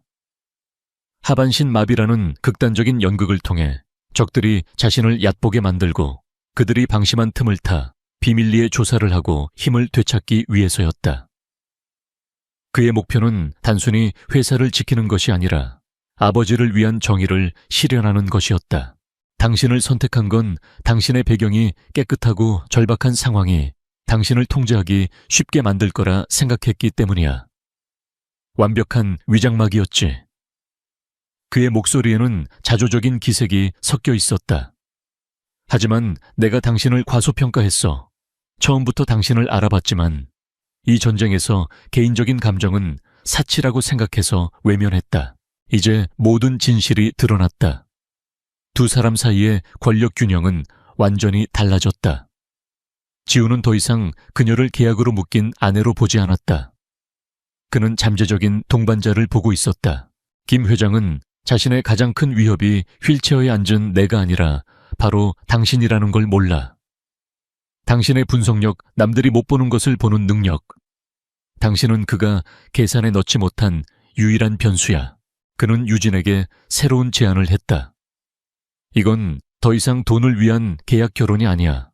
정의에 대한 문제지. 나에게는 꼭두각시가 아니라 파트너가 필요해. 나와 함께 일해줘, 한유진. 김 회장을 무너뜨리는 걸 도와줘. 그리고 이 모든 게 끝나면 약속했던 돈과 나의 영원한 감사를 담아 당신을 자유롭게 해주지. 그것은 중대한 순간이었다. 그는 그녀에게 출구를 제안하는 동시에 입구를 열어주고 있었다. 그의 위험한 세계로, 그의 싸움 속으로 들어올 수 있는 입구를. 유진은 눈앞의 남자를 보았다. 차가운 CEO, 뛰어난 전략가, 그리고 그 모든 것 아래에 숨겨진 외롭고 처절한 싸움을 벌이고 있는 그녀가 알던 소년의 모습이 겹쳐 보였다. 그녀의 결정은 더 이상 돈 때문이 아니었다. 그것은 짓밟힌 자존심과 정의에 대한 문제였고, 진짜 강지훈이라는 남자와 그녀 사이에 존재하는 희미한 연결고리 때문이었다. 받아들이겠어요. 그녀의 목소리는 단호했다. 하지만 돈 때문도 아니고 당신의 부하 직원으로서도 아니에요. 당신의 파트너로서. 유진이 손을 내밀었다. 지훈이 그 손을 잡았다. 그의 손아귀는 결코 무력하지 않은 남자의 강한 힘으로 가득 차 있었다. 그들의 악수는 새로운 동맹을 굳건히 했다. 편의를 위한 계약은 죽었다. 비밀과 위험 속에서 맺어진 파트너십이 탄생하는 순간이었다. 한유진과 강지훈의 동맹이 맺어진 후 저택의 차가운 서재는 더 이상 위압적인 공간이 아니었다.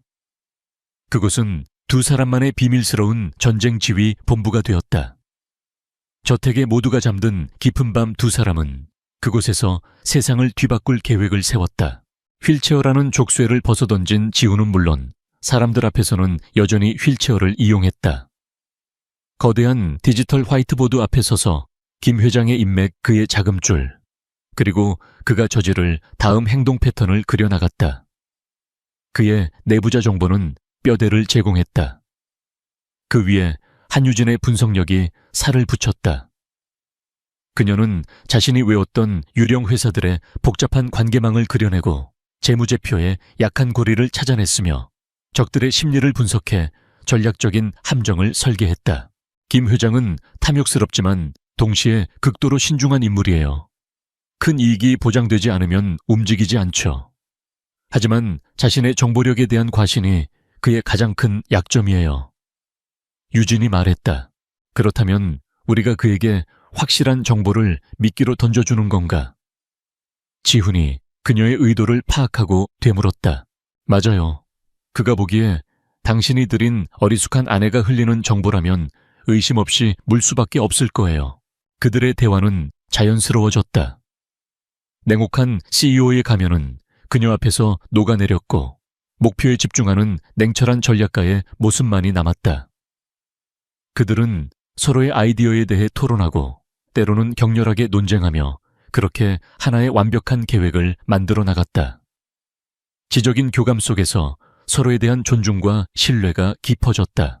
반역의 첫 단계는 정보 교란이었다. 유진은 자신의 방에 있는 도청 장치를 역이용했다. 그녀는 친구와의 통화를 가장해 JK그룹이 곧 파산 직전의 바이오 회사에 대규모 투자를 단행할 것이라는 거짓 정보를 실수로 흘렸다. 어설픈 스파이의 서툰 정보 유출이라고 판단한 김 회장은 쾌재를 불렀다.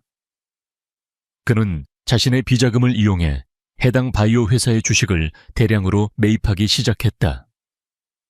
JK그룹의 공식 발표가 나면 주가가 폭등할 것이라고 확신하면서 두 번째 단계는 재정 압박이었다. 유진은 김 회장의 핵심 동맹 중 한 명이 비밀리에 지배하고 있는 부품 공급 업체를 찾아냈다. 지우는 대리인을 통해 더 저렴하고 품질 좋은 대체 공급 업체를 시장에 갑자기 등장시켜 그 회사를 극심한 재정난에 빠뜨렸다. 김 회장의 동맹은 필사적이 되었고 필사적인 사람은 실수를 저지르기 마련이었다. 마지막 단계는 내부 분열이었다. 지우는 충성스러운 조비서를 통해 김 회장 파벌의 각기 다른 인물들에게 마치 김 회장이 자신을 구하기 위해 그들을 배신할 준비를 하고 있다는 식의 진실과 거짓이 교묘하게 섞인 정보를 흘렸다.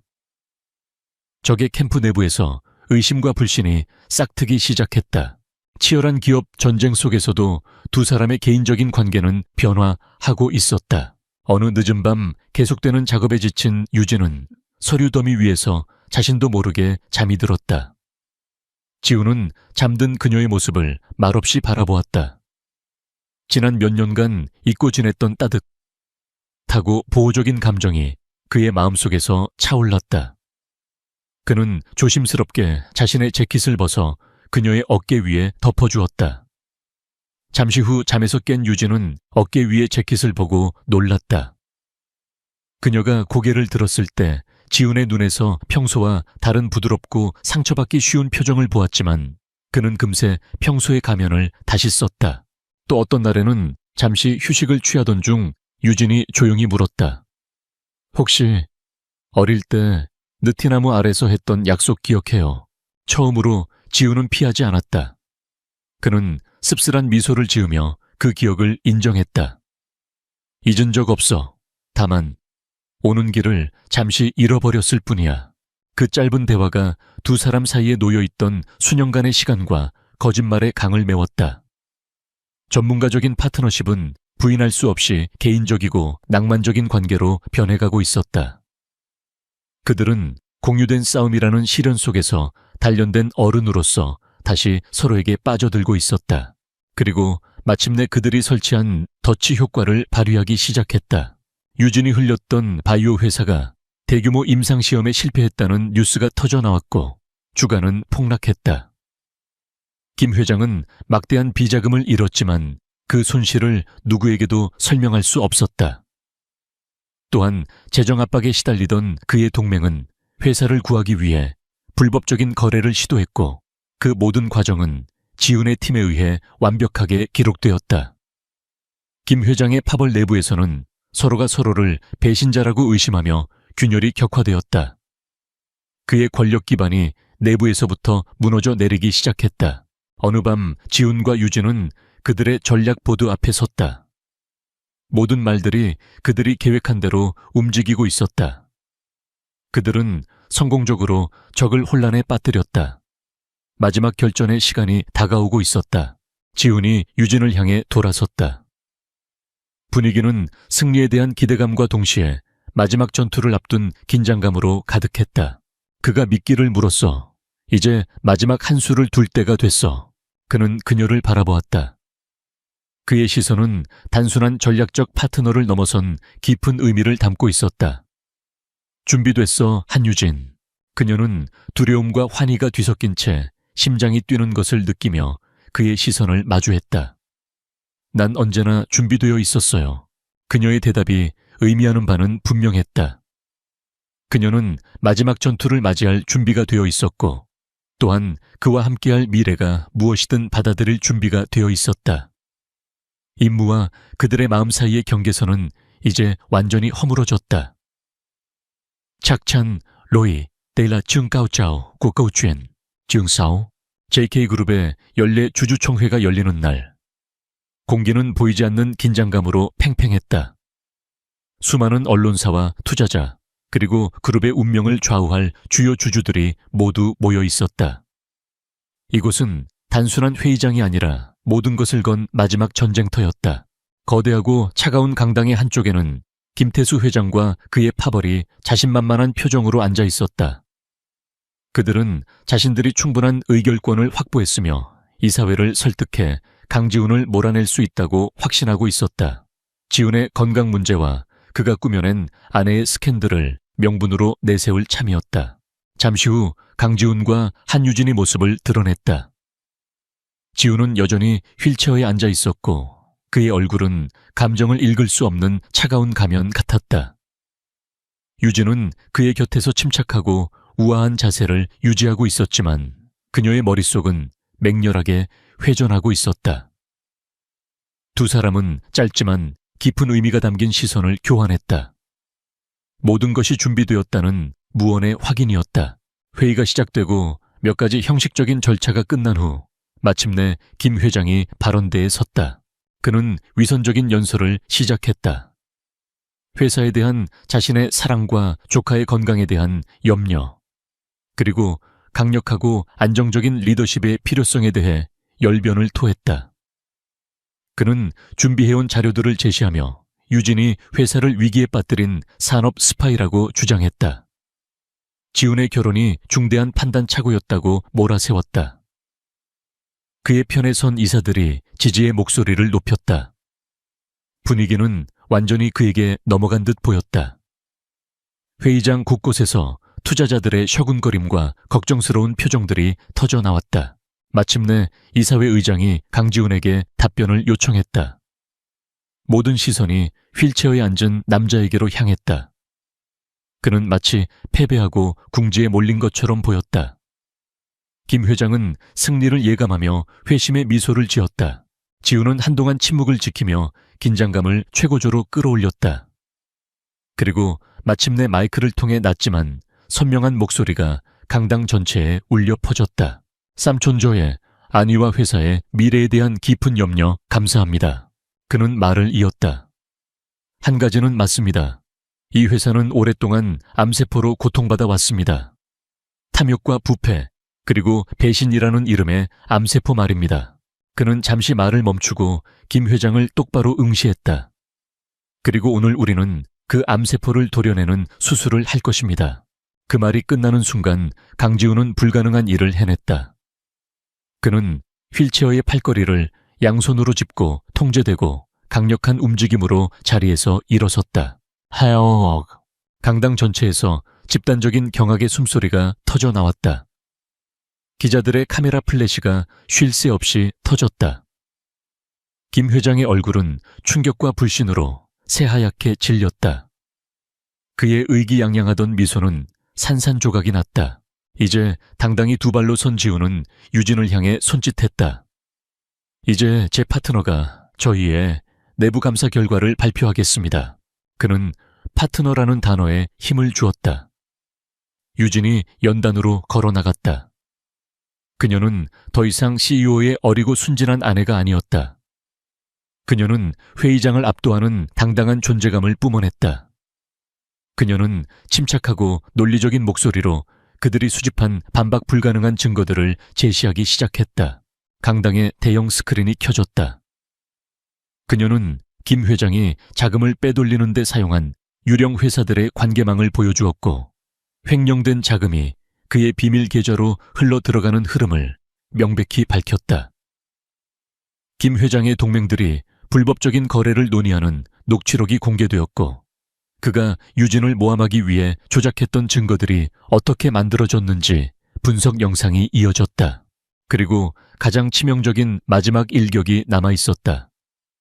지훈이 다시 마이크를 잡았다. 제 삼촌의 탐욕은 돈에서 멈추지 않았습니다. 그는 녹음 파일을 재생했다. 그것은 김 회장과 자신의 사고를 위장했던 트럭 운전사 사이의 대화였다. 조비서의 팀이 비밀리에 녹음한 것이었다. 녹취록에서 김 회장은 입이 가벼운 운전사를 처리하고 사건을 영원히 묻어버리는 것에 대해 논의하고 있었다. 명백한 살인교사에 대한 자백이었다. 강당은 아수라장이 되었다. 김 회장은 거짓말이야, 전부 조작된 거라고 비명을 질렀지만 그의 얼굴은 잿빛이었다. 증거에 의해 공범으로 지목된 그의 동맹들은 필사적으로 그의 절박한 시선을 피하며 고개를 숙였다. 바로 그 순간 강당의 문이 활짝 열렸다. 지훈의 법무팀으로부터 미리 연락을 받은 검찰 수사관들이 들이닥쳤다. 그들은 망연자실한 김 회장에게로 직진했다. 김태수 씨, 당신을 횡령 주가 조작 그리고 살인교사 혐의로 긴급 체포합니다. 전국으로 생중계되는 카메라 앞에서 김 회장과 그의 핵심 공범들의 손에 차가운 수갑이 채워졌다. 탐욕과 거짓으로 쌓아 올린 제국은 가장 화려하고 공개적인 방식으로 처참하게 무너져 내렸다. 회의장은 소란으로 가득했지만 그 혼돈의 중심에서 지훈과 유진은 나란히 서 있었다. 지훈은 충격에 빠진 주주들과 언론을 향해 회사의 지배구조를 전면 개혁하고 투명하고 정직한 경영의 새 시대를 열겠다고 선언했다. 그의 목소리는 오랫동안 숨겨왔던 강력한 권위로 가득 차 있었다. 연설을 마친 그는 유진을 바라보았다. 그의 눈에는 감사와 존경, 그리고 더 이상 숨길 수 없는 깊은 사랑이 담겨 있었다. 그는 모든 사람 앞에서 그녀의 손을 잡았다. 그것은 계약에 의한 제스처가 아니라 세상에 대한 공개적인 선언이었다. 그들이 만들어낸 폭풍이 마침내 잦아들고 정화된 풍경만이 남은 그곳에 두 사람은 굳건히 서 있었다. 정의와 새로운 시작의 상징처럼. 결정적인 전투는 승리로 끝났다. 주주총회에 폭풍이 지나가고 몇 주가 흘렀다. 세상은 새로운 이야기에 열광하다가 이내 잠잠해졌다. 초반의 충격으로 잠시 흔들렸던 JK그룹의 주가는 강지훈의 강력하고 윤리적인 리더십에 대한 새로운 신뢰를 바탕으로 안정세를 되찾고 꾸준히 상승하기 시작했다. 회사와 저택의 분위기는 완전히 달라졌다. 김 회장이 심어놓았던 두려움과 의심의 그림자는 걷히고 그 자리에는 조심스러운 낙관과 활기가 넘쳤다. 김 회장에게 충성하던 집사와 직원들은 모두 교체되었다. 한유진은 더 이상 계약직 아내가 아니었다.